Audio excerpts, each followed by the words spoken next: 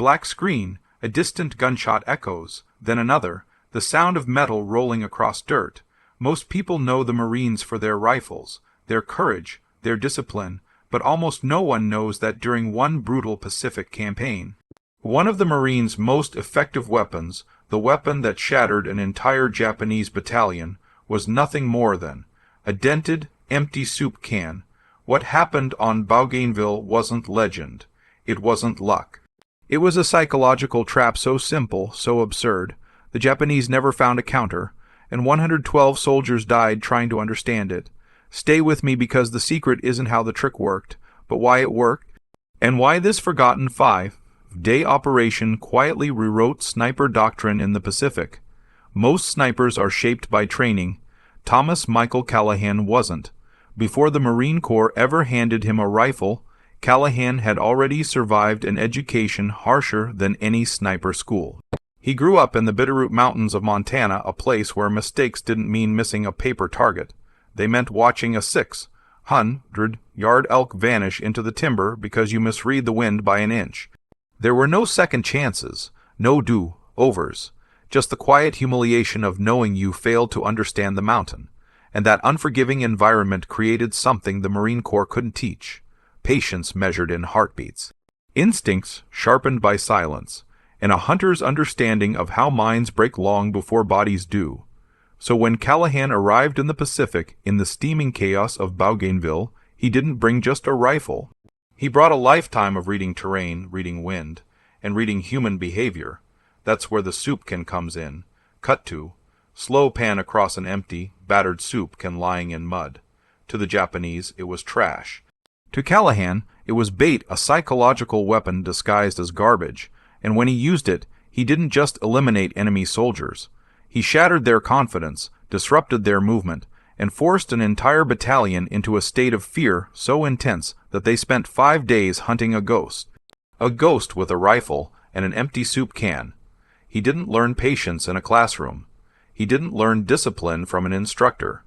He learned because the mountains punished anyone who tried to rush.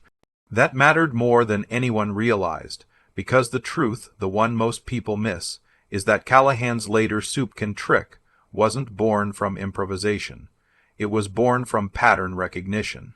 From watching how living things behave when they sense something unusual. From knowing exactly when curiosity overrides caution. People thought he invented a clever gimmick in the jungle of Bougainville. He didn't. He simply applied lessons he'd been absorbing since childhood. Lessons that had nothing to do with war, but everything to do with survival. When Callahan enlisted after Pearl Harbor, he blended in with thousands of other volunteers. Nothing about him looked extraordinary, but the first time he stepped onto a rifle range, the instructors noticed something unsettling. He didn't shoot like the others. Most Marines fired as soon as sights touched center mass. Callahan waited. He watched the grass bend one way, the heat mirage drift another, the target sway half an inch in the wind. He fired only when all three lined up. To the instructors, it looked slow. To Callahan, it was the only moment that made sense. He posted one of the highest scores of the training cycle, not because he was a gifted marksman, but because he refused to take shots that weren't on his terms. That mindset would become the backbone of everything he did on Bougainville. 3 days later, he was transferred to Scout Sniper School. Here's where the first major misunderstanding about Callahan begins. People assume sniper school made him deadly. It didn't. What school did was give language and structure to instincts he already had. Gunnery Sergeant William Henderson, the man responsible for teaching sniper psychology, spotted it immediately. While other students treated the rifle as their primary weapon, Callahan treated it as the last step in a longer process. Henderson's first lecture began with a line that stayed with Callahan forever. The shot is the end of the operation, not the beginning. 1. Then Henderson explained the part that separates ordinary snipers from predators. A sniper who seeks targets is predictable. A sniper who creates targets is a threat. And a sniper who shapes the enemy's decisions before they even know there becomes something else entirely. Most students struggled with that concept. Callahan didn't struggle. He leaned into it because that was exactly how he hunted elk. You didn't chase the animal, you forced it to make the one move it couldn't afford to make. During stalking exercises, the difference became obvious. Other students tried to get close. Callahan tried to get forgotten. In the final test, instructors with binoculars scanned the field for hours. They spotted movement from nearly everyone, but Callahan nothing. No shift of grass, no flash of metal, no silhouette out of place. 9 hours later, he simply stood up calm and rested and said, "I've been ready for about 15 minutes. Henderson pulled him aside after graduation. "You're thinking like a hunter," he told him. "Good, but stop assuming the enemy is an animal. Animals run from danger. Soldiers investigated. Learn that difference and you'll outthink anyone you face. Reese's that single correction animals flee. Soldiers investigate would become the hinge upon which the entire Bougainville operation turned. And this is the part almost no historical account ever emphasizes. Callahan's true weapon wasn't accuracy. It was his understanding of curiosity. He didn't beat the Japanese because he was the better shot. He beat them because he knew when men couldn't resist looking at something, even when they shouldn't. That insight wasn't dramatic. It wasn't glamorous, but it was the seed of the idea that would later destroy a Japanese battalion's ability to trust its own senses. A childhood spent reading Wind, a sniper school lesson about human behavior. A mind that understood the fatal difference between instinct and discipline. All of it was about to collide on an island the Japanese believed was secure, and within days that belief and their entire intelligence network would crumble under the weight of a trick so absurd that no one ever imagined it could work. Callahan arrived on Bougainville expecting a brutal fight. He didn't expect the moment that would define everything. For a week, he operated like any other Marine, holding lines, running patrols, trying to make sense of a jungle where every shadow looked like a firing slit. Japanese snipers were everywhere and nowhere at once. They rarely fired twice from the same spot. They knew the terrain. They owned the treetops. But the shot that changed Callahan's life wasn't one he fired. It was the one that killed the man beside him, November 8th, 943. He and his spotter, Corporal James Rivera, were observing a suspicious patch of brush. Nothing special, nothing obviously hostile. They'd lifted their binoculars 1,000 times before. Rivera raised his for 3 seconds. That was long enough. A single round, clean, precise, silent, until it wasn't cut the air from a concealed firing point nearly 600 WWII away. Rivera dropped instantly. No struggle, no final words, just the thud of a body collapsing into the mud. Callahan didn't move, not because he was brave, because he understood immediately what had happened. A sniper that disciplined doesn't fire twice. A sniper that's skilled doesn't expose himself with follow-ups. Rivera wasn't killed by a lucky shot. He was killed by someone Callahan recognized in an instant, a predator who understood patterns as well as he did. So Callahan lay there 30 minutes, unmoving, barely breathing, letting the jungle settle around him, not scanning wildly, not panicking, not calling in artillery. He did something far more dangerous, he thought. He replayed Rivera's movement, the angle of the binoculars, the arc of the bullet, the way the Japanese sniper had positioned himself to see without being seen. Piece by piece, the geometry formed in his mind. He knew exactly what kind of man he was dealing with. Disciplined, patient, methodical, someone who would not fall for standard counter-sniper tactics. Callahan retrieved Rivera's body himself, carried him back through the mud, and went straight to his commanding officer. He didn't ask for reinforcements. He didn't ask for revenge fire missions. He asked for something officers didn't usually hear from enlisted men: permission to think outside doctrine. Callahan wasn't angry when he made the request. He was focused. "Sir, we can't outshoot him," he said quietly. "We have to outthink him, and that means doing something he's not trained to recognize." Everyone, Captain Morrison, stared at him. What exactly does that mean? Well, Callahan didn't give details yet because the idea wasn't finished. He only knew one thing for certain. If he used the same tactics the Japanese expected, he would die. Rivera had been killed by someone who anticipated reactions, not someone who made mistakes. To beat that kind of opponent, Callahan needed something neither side had ever put into doctrine, something that didn't look like a tactic at all. That night, sitting alone in a shallow foxhole, he struggled to find it. He wasn't searching for a weapon. He was searching for a blind spot, a flaw in Japanese training, a human instinct strong enough to override discipline. He thought about predators and prey. He thought about Henderson's warning. Animals run, soldiers investigate. Thus he thought about all the times he'd watched elk freeze at an unfamiliar sound, and the times he'd seen hunters make the fatal mistake of standing to look. Why do people investigate things they shouldn't? Why do soldiers expose themselves to unknown stimuli?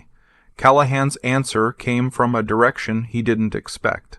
While eating his evening ration, a can of chicken noodle soup, he set the empty tin beside him. As the sun dropped behind the ridge, the last rays of light struck the can's rim and threw a sharp beam across the jungle floor. Callahan froze. A flash, a pinpoint of reflected sunlight, a signal that wasn't a signal, something so small, so ordinary that no doctrine on earth had prepared anyone to interpret it. He rotated the can slightly. The beam swept left. Another rotation, the beam swept right. Not a weapon, not a tool, not even equipment, just trash, but trash that could do something no rifle could. It could trigger human curiosity without revealing anything about the shooter. In that moment the idea solidified, not the trick yet, but the principle. The Japanese sniper who killed Rivera was disciplined, but even the most disciplined soldier must investigate the unknown. Curiosity isn't a weakness. It's a necessity. Callahan didn't need better accuracy. He needed to manufacture the exact moment when a sniper forgets fear and leans out to look. That night, the soup can sat beside him on the dirt. And Callahan understood for the first time the paradox that would define the next 5 days. If he couldn't make the enemy fear him, he would make them curious, curious enough to die. The next morning, Callahan didn't report to a firing line. He reported to a pile of garbage, while the rest of the battalion prepared for another day of jungle chess with an invisible enemy. Callahan quietly collected what everyone else ignored. Empty ration cans, bits of wire, broken stakes, the kind of junk men kick aside without thinking. To most Marines it looked ridiculous. To Callahan it looked like leverage. He picked 5 soup cans that still had enough reflective surface to catch sunlight. Not because they were special, but because they were consistent, predictable, controllable. He understood something crucial. If you want to manipulate a human response, the trigger must behave the same way every time. He wasn't building weapons. He was building stimuli. Before dawn on November 9th, he moved 300 behind friendly lines to a clearing that overlooked Japanese troop planes. Not close, not dangerous, just close enough to watch their patterns. He planted the cans on thin sticks at slight upward angles, not random, but calculated. He didn't need the cans to signal. He needed them to almost signal because the goal wasn't communication. The goal was ambiguity. He rigged simple string controls to adjust the angles by a few degrees, not enough to look like a trick, but enough to change the beam. The idea was brutally simple. A single flash looks like chance. A second flash looks like coincidence. A third flash from a different spot looks like intent, and soldiers cannot ignore intent. Not when their job is observation. At 6:15, the sun cracked through the canopy. The first can flared a thin, sharp reflection for barely 3 seconds. Then silence. 30 seconds later, a different can flashed briefly. Then another. No pattern, no rhythm, just enough consistency to suggest that someone was signaling. Callahan stayed prone 300 south, far from the cans. He wasn't watching the flashes. He was watching the Japanese. 20 minutes passed. Nothing that was expected. Curiosity takes time to overcome discipline. Then it happened. A figure eased out from the tree-line, not bold, not careless. The posture said everything. He wasn't surfacing to attack. He was surfacing to understand. He lifted binoculars. That was all Callahan needed. One controlled exhale, one steady squeeze. The soldier collapsed backward, disappearing into brush. The soup cans flashed again into empty jungle, indifferent to the death they had caused. The Japanese response was immediate and predictable. Mortars hammered the area where the cans had been planted. Shell after shell, precise, disciplined, furious. But Callahan had already shifted position. He wasn't interested in the mortars. He was interested in what they meant. Mortar fire is not random anger. It means the enemy believed the flashes were a real threat. In one test shot, Callahan had accomplished 3 things. He confirmed Japanese doctrine. They investigate anomalies, then suppress aggressively. He learned their reaction time. It took roughly 20 minutes for curiosity to outweigh caution. He proved the central paradox of his idea. Something as stupid as a soup can shape enemy decision cycles. That evening he refined the system. He punched small holes in some cans, creating diffused glints. He smeared mud on others to reduce brightness. He experimented with angles that would flash only at certain minutes in the morning. He wasn't improvising anymore. He was engineering a psychological instrument. When he brought his findings to battalion that night, he expected skepticism. Instead, Lieutenant and Colonel O'Brien asked just one question.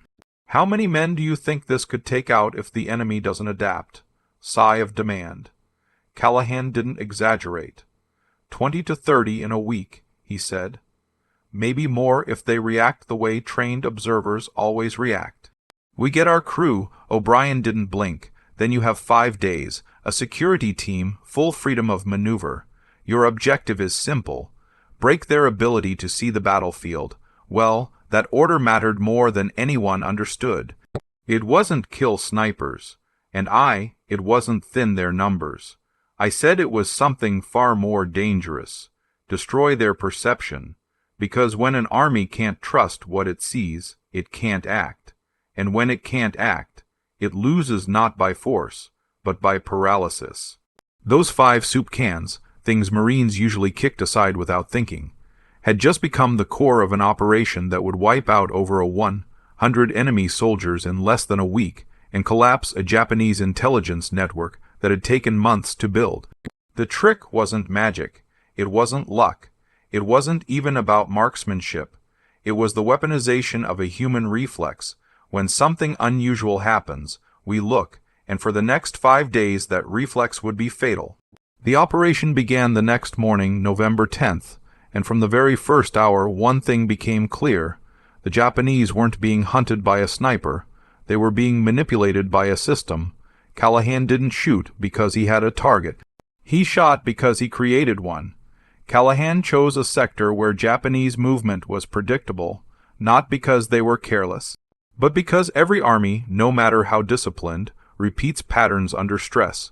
He planted 6 soup cans in a wide arc, each angled to catch sunlight at slightly different moments. When the sun rose, the cans didn't blink randomly. They blinked with just enough structure to look intentional. One long flash, a shorter one, then silence. To an untrained eye, it meant nothing. To a trained observer, it looked like visual communication. That was the point. 2 Japanese soldiers eventually emerged from a concealed bunker, pointing toward the flashing cans. One lifted binoculars. They were focused entirely on the signal source. Oh, in with those. Callahan wasn't anywhere near it. He was 90 degrees to the flank where no one expected a threat. 2 shots, 2 bodies down. By sunset, Callahan had 9 confirmed kills, all created, not discovered. The cans didn't reveal the enemy. They shaped enemy behavior until revealing themselves became inevitable. Japanese doctrine had a blind spot. It relied on observation. Callahan turned observation into a liability. If day 1 proved the method worked, day 2 proved something else. Callahan wasn't fighting infantry anymore. He was going after the man who killed Rivera. A Tree 700 the out had become infamous. Marines reported being shot from that direction, but could never locate the sniper. No muzzle flashes, no sound cues, no repeated mistakes. A professional, Callahan knew the man wouldn't chase random flashes. His discipline was too high, so Callahan didn't target the sniper. He targeted the sniper's priorities. He built a fake forward command post, Marines moving maps, radios, equipment in deliberate visible motions. Beside them, soup cans flashed in patterns that mimicked tactical signaling. To the Japanese sniper, this was gold. A vulnerable command node telegraphing information. He had to investigate. Callahan positioned himself nowhere near the fake post. Instead, he aimed at the sniper's suspected tree from a northern angle. For 90 minutes, nothing moved. Then, a tiny shift in foliage. Not wind, not chance. A micro-movement made by a man preparing to kill. Callahan calculated Yiddy yards 8 mph's crosswind, 30 in of elevation, 2 ft of wind hold. At 11:27, the Japanese sniper eased a rifle barrel into the gap. Callahan fired once. 2 seconds later, the body fell through the branches, the end of a hunter who had never expected to be hunted by light. It wasn't a duel of marksmanship. It was a duel of decision cycles, and Callahan had forced the sniper into a predictable one. By November 11th afternoon, an odd pattern formed.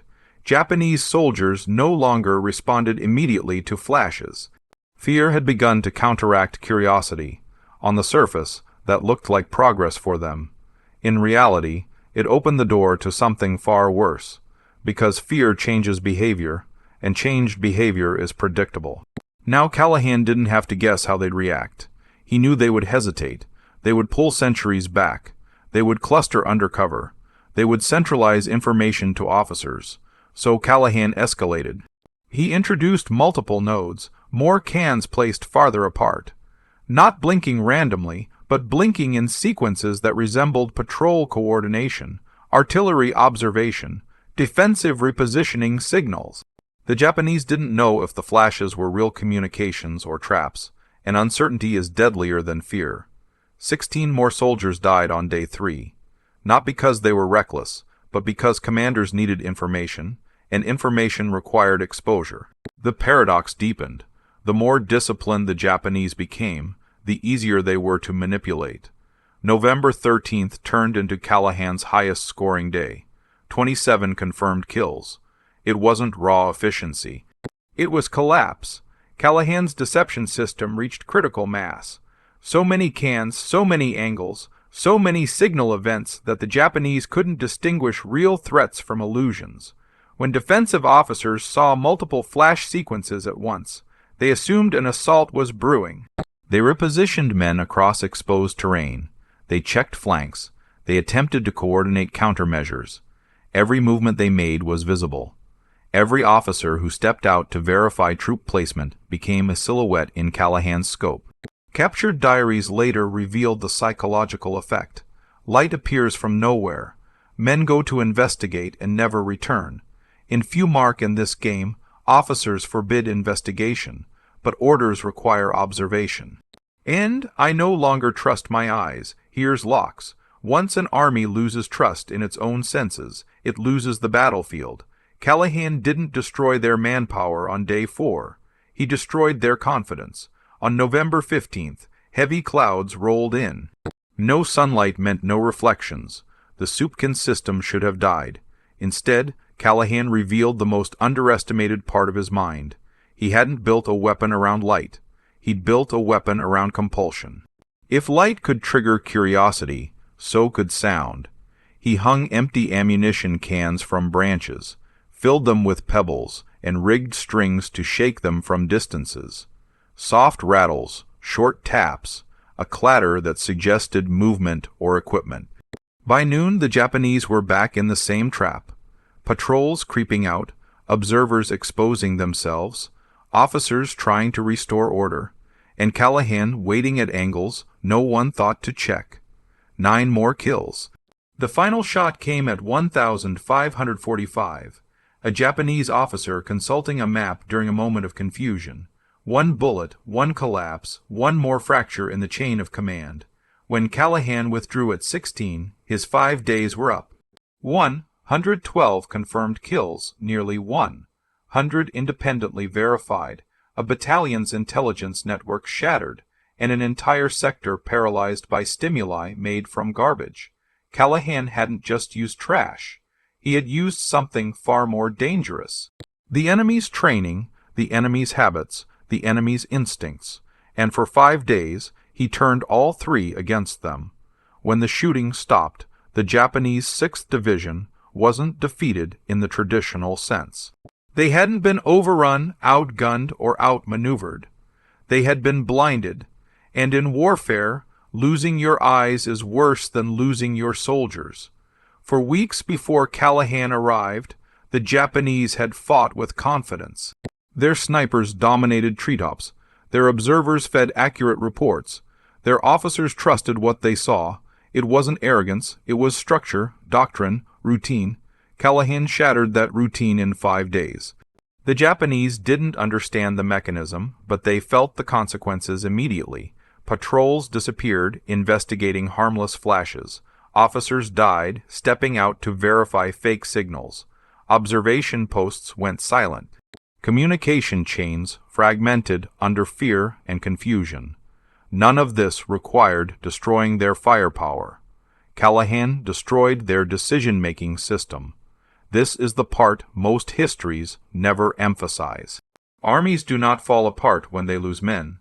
They fall apart when they lose certainty, and certainty was the first casualty of Callahan's operation.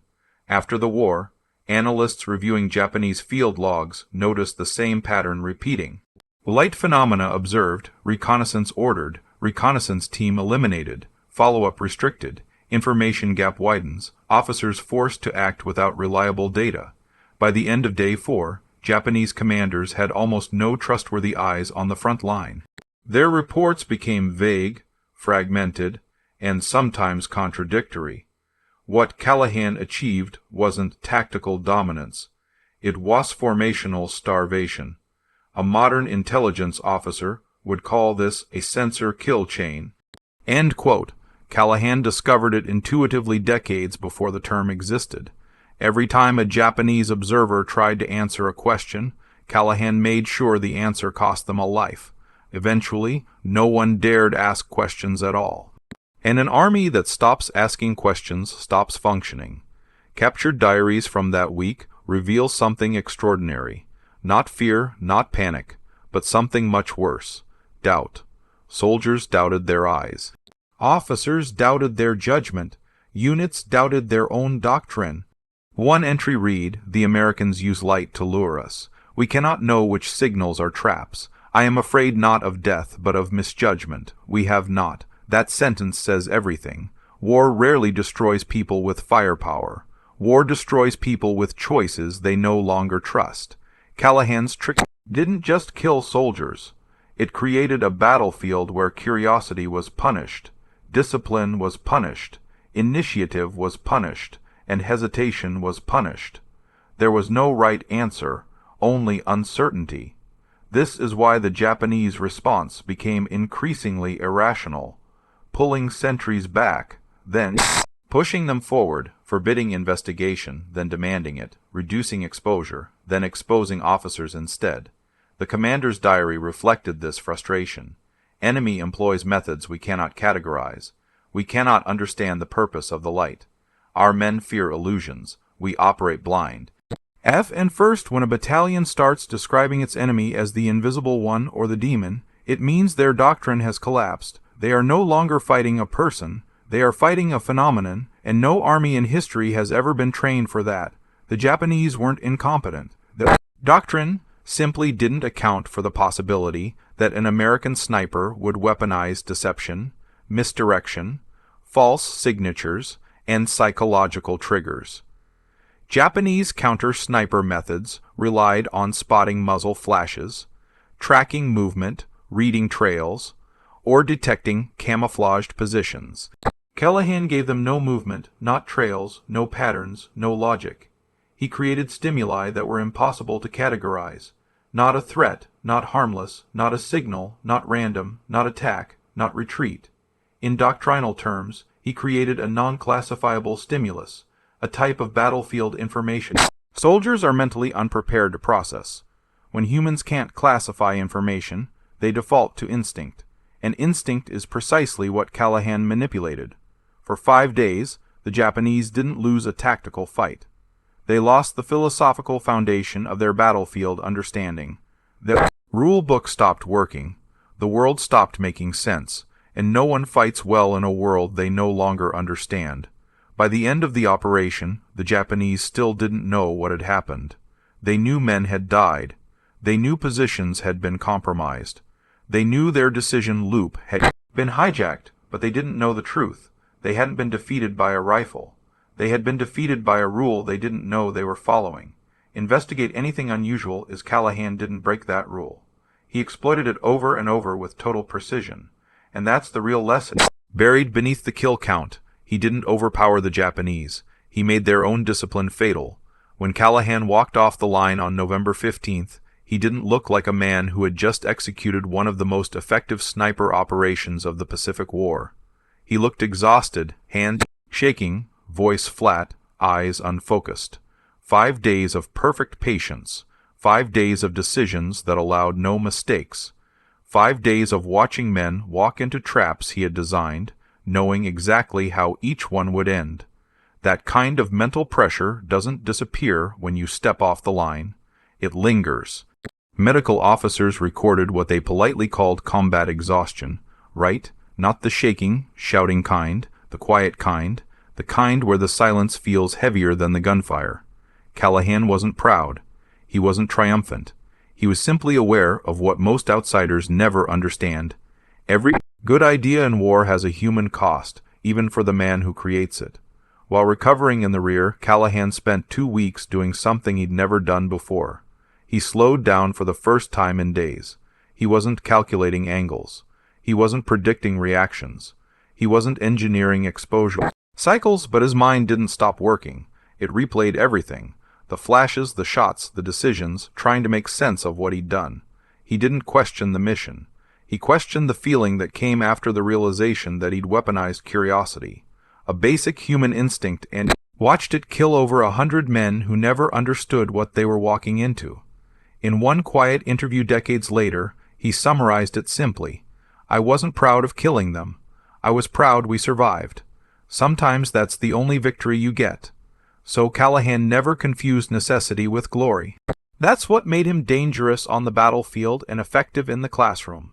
By January 1944, the Marine Corps made a decision that changed the rest of his life. Callahan would not return to frontline sniper duty. He had proven everything a sniper could prove and more. Now the Corps wanted something different from him, his thinking. He was reassigned to Camp Pendleton as an instructor, not because they wanted to honor him, but because they needed the next generation of snipers to understand what he had discovered. That a rifle is only one part of the job. That psychology is the real battlefield, that a good shot is useful, but a good mind is transformative. Callahan accepted the transfer without protest. He knew something the Corps had begun to understand. He wasn't a better killer than other snipers. He was a better problem solver. When Callahan walked into a sniper classroom for the first time, he did something almost no instructor did in 1944. He erased the firing diagram on the board, then he wrote a sentence, his own version of Henderson's doctrine. The enemy doesn't fear your rifle. He fears not knowing what you are. Oh, students expected lectures on wind calls. Shooting positions, camouflage. He taught those, but he didn't start with them. He started with questions. What does the enemy need to see? What can he not afford to ignore? What behavior can you trigger without revealing yourself? What decision do you want him to make? Most recruits had never heard sniper work framed like that. To them, the job was marksmanship. To Callahan, marksmanship was a consequence, not a purpose. He explained that the Bougainville operation wasn't about cans or sunlight or clever tricks. It was about redefining the enemy's perception. If the enemy interprets the battlefield incorrectly, he defeats himself. Callahan wanted students to understand the truth that shaped his 5 days on Bougainville. A sniper doesn't win by being unseen. He wins by making the enemy see the wrong thing. Over the next 2 years, Callahan trained more than 400 snipers. His influence spread quietly through the force. Teams began experimenting with dummy signals.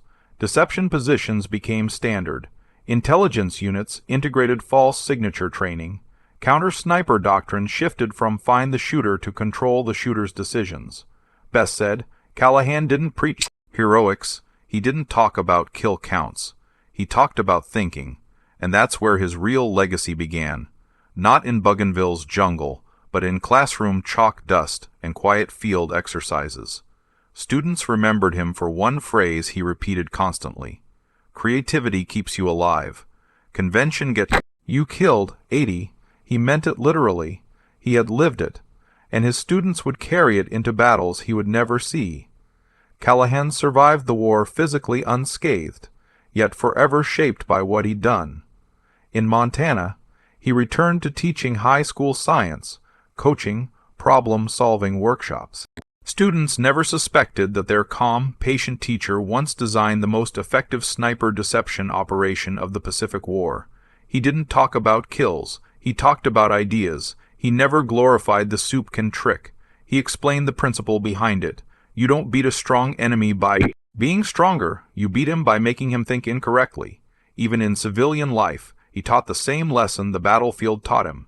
The mind is always the decisive terrain. History tends to reward spectacle. Big offensives, tanks, bombardments, flag-raising moments. Quiet ideas rarely make it into the headlines. That's why most people today don't know the truth about Bougainville. That one Marine sergeant crippled an entire Japanese battalion's intelligence network with garbage psychology and unconventional thinking. But within military doctrine, the story never disappeared. It evolved.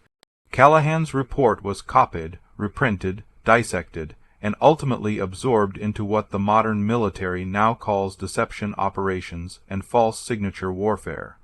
The idea that controlling the enemy's perception is more decisive than controlling territory. If the enemy sees incorrectly, the enemy fights incorrectly. Every modern doctrine that manipulates radar signatures, spoofed communications, distraction techniques, or information warfare owes something to the same principle Callahan discovered with a soup can. Force the enemy to respond to something that isn't real. Then exploit the response. Simple, obvious, deadly, and in 1943, revolutionary. The most compelling evidence of Callahan's legacy didn't come from Americans. It came from the Japanese themselves. Captured manuals from 944 added new doctrines. Do not investigate light anomalies. If avoid exposure during verification of signals, Barra says assume unknown stimuli or enemy deception. It was right. These pages didn't exist before Bougainville. They existed because of Bougainville. You know, an idea has changed warfare when the enemy rewrites its training to defend against it. Callahan didn't just disrupt a battalion. He forced a foreign army to reshape its doctrine. For decades, the story, when it was told at all, focused on numbers. 112 kills, 5 days, soup cans, improvisation. It made Callahan sound like a gifted marksman with a clever gimmick. But that version misses the point. The real significance wasn't the kill count. It was the conceptual shift from shooting enemies to shaping enemy choices, from stealth to misdirection, from reacting to danger to manufacturing it. Callahan didn't outshoot the Japanese. He outthought them. That's why the kill count was so high, not because he fired quickly, but because he controlled when others exposed themselves, and that principle remains the backbone of modern warfare. From cyber deception to electronic spoofing to psychological operations, the technology changed, the idea didn't. Before he died, Callahan summarized his entire wartime experience in one line. I didn't beat them at their game. I changed the game. Ass, that sentence is easy to admire. It's harder to understand. Changing the game isn't flashy. It's not loud. It's not celebrated. It's quiet, lonely, mentally exhausting work. The kind of work that rarely earns medals but often changes outcomes. Callahan wasn't a symbol of American firepower. He was a symbol of something deeper in the American military tradition. Decentralized initiative, trust in junior leaders, permission to think, the belief that solutions can come from anywhere, even from a can of soup. That spirit, not the cans, not the kills, is why the operation mattered. If you've watched this story to the end, you now know something most people never learn. The Pacific War wasn't shaped only by machines and manpower. It was shaped by moments when individuals refused to accept the limit of the battlefield. Callahan's trick changed nothing in the grand map of the war, but it changed everything in one critical sector at one critical moment, and its doctrinal impact rippled far beyond Bougainville. That's the real secret hidden behind the simple, almost laughable image of a Marine holding a soup can. Wars aren't won by the strongest forces. They're won by the forces that think differently first. And on Bougainville, for 5 extraordinary days, one young sergeant proved exactly that. Not with firepower, not with technology, but with imagination. The only weapon that has no countermeasure. Today, if you walk through the National Museum of the Marine Corps in Virginia, you'll see Callahan's Springfield rifle resting quietly behind glass. Beside it sit 3 dented, rust-eaten soup cans. No plaque can fully explain how those worthless objects once crippled a Japanese battalion's battlefield vision. Visitors often pass without slowing down. It doesn't occur to them that a few scraps of metal once did something artillery and air support could not. But those cans aren't displayed because they're relics of a strange episode. They're displayed because they represent a truth about war that people often forget. Battles are shaped by thinking far more than by weapons. Sniper students still study Callahan today, not to copy the reflection trick, but to understand how he viewed the battlefield. He saw it not as terrain and targets, but as a network of human minds, trying desperately to interpret what they saw. If you can influence how an enemy interprets the world, you gain an advantage no rifle can match. What most people don't know, and what even fewer appreciate, is that Callahan never considered himself a genius. In every interview, every document he wrote, every moment he reflected on Bougainville, he said the same thing. I just looked at the problem differently. To him, those 5 days weren't a miracle. They were logic. They were the result of refusing to accept that the only way to beat a master sniper was to shoot better than he could. Instead, Callahan rewrote the rules, and that simplicity is precisely why the story matters. If victory required superhuman skill or superior equipment, it would be rare and unreproducible. But if victory comes from perspective, if it comes from asking questions no one else thinks to ask, then any soldier in any era can learn from it. That is Callahan's true legacy. Not the number 112, not the 5 brutal days, not the intelligence report that struggled to categorize what he had done. His legacy is the reminder that every system has a blind spot. And sometimes to find that blind spot, you don't need a high-powered optic. You just need an empty soup can. After the war, Callahan's life folded back into the quiet rhythm of small-town Montana. He taught high school, coached, mentored, and lived without ever hinting to his students that he once made a Japanese unit believe they were being hunted by demon light. When he passed away in 2003, the words Marine Sniper appeared only once in his obituary, but those who knew the history understood. The quiet teacher had once dismantled an enemy's confidence so thoroughly that they rewrote their doctrine because of him, and that is where the story truly ends, not in gunfire or medals, but in a simple truth. Callahan lived every day afterward. War changes, but thinking differently never goes out of date. Technology evolves, weapons evolve, tactics evolve, but the fundamental principle he uncovered remains untouched. The side that wins is the side that forces the other to think wrong. Callahan's innovation didn't come from brilliance and marksmanship. It came from imagination applied to a deadly problem. He proved that ingenuity has no rank, no budget, no regulation. It appears wherever a human being refuses to accept that world must be understood the way everyone else understands it. And that is why 80 years later, those rusted soup cans remain behind glass, not to memorialize death, but to honor creativity. Creativity that saved Marines, crippled an enemy, and reshaped doctrine. Because in every conflict, there is one kind of power no enemy can predict: the imagination of a person determined to survive.